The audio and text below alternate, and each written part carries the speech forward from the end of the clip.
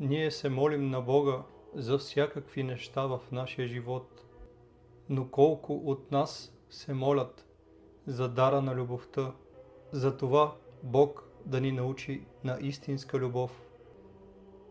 Новия завет на Господа Иисуса Христа е израз на Божията любов към човешкия род. Сам Той е примера за съвършената любов, но и изискванията към всички Негови последователи е те да се усъвършенстват в любовта, защото всички, които напредват в любовта, стават синове на светлината и достигат до познанието на Бога, защото Бог е любов. На тези две заповеди за любовта към Бога и ближния се основава нашата вяра, защото който изпълни заповедта за любовта, няма да наруши и останалите заповеди. Христос се обръща към своите апостоли, а и към всички вярващи в Него, като казва: нова заповед ви давам, да любите един другиго, както аз ви възлюбих. Да любите и вие един другиго. По това ще познаят всички, че сте мои ученици, ако имате любов помежду си. Именно любовта трябва да е отличителният знак за вярващите в Господа. Любовта към Бога е пряко обвързана и с любовта към ближния, защото всеки човек е Божий образ и се явява като икона на Бога. Господ е станал човек за спасението на всички човеци. Затова и възлюбеният Господен ученик, апостол Йоан, казва в своето първо послание: възлюбени, нека любим един другиго, защото любовта е от Бога и всякой, който люби, е роден от Бога и познава Бога. Който не люби, той не е познал Бога, защото Бог е любов и който пребъдва в любовта, пребъдва в Бога и Бог в него. Който каже: любя Бога, а мрази брата си, лъжец е, защото който не люби брата си, когото е видял, как може да люби Бога, когото не е видял? И ние имаме от Него тая заповед: който люби Бога, да люби и брата си.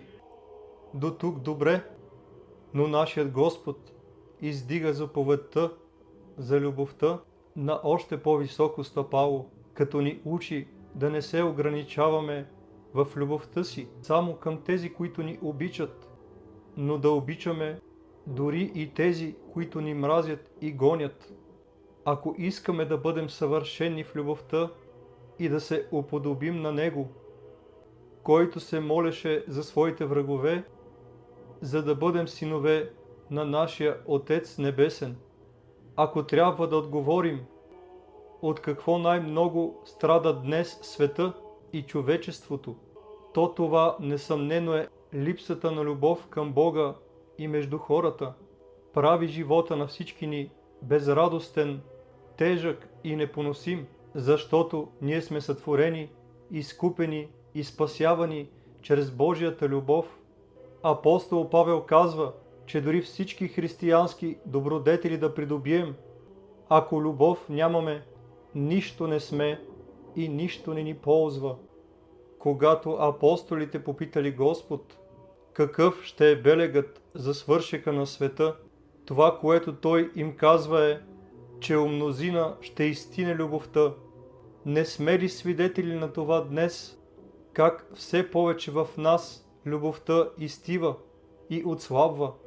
Затова повече от всичко трябва да молим благия Бог да ни стопли с огъня на божествената си любов и да ни научи да обичаме истински, да ни научи на покаяние, чрез което духовно да се обновяваме по примера на светиите, защото покаянието не е еднократен акт, а изкуството да приведеш душата си в покайно състояние през целия си живот. Светите отци ни учат и съветват, макар в началото да не изпитваме любов, да насилим себе си, като извършваме дела на любовта в Божието име, и тогава Господ ще ни изпрати Неговата благодат в нашите сърца, ще ги стопли със своето божествено и целебно докосване, ще заживее в нас и ние в Него. Затова нека всякога да призоваваме Светото Божие име в молитва и да изпросваме от Него Божествения, дара на всесъвършената любов, която да ни стопли в този студен свят, да ни научи да обичаме не само нашите приятели, но дори и нашите врагове, да се молим за тях, Господ да стопли и техните сърца, за да заживеем в любовта и да се въдвори вечното царство на Пресветата Тройца, сега и винаги, и во веки веков.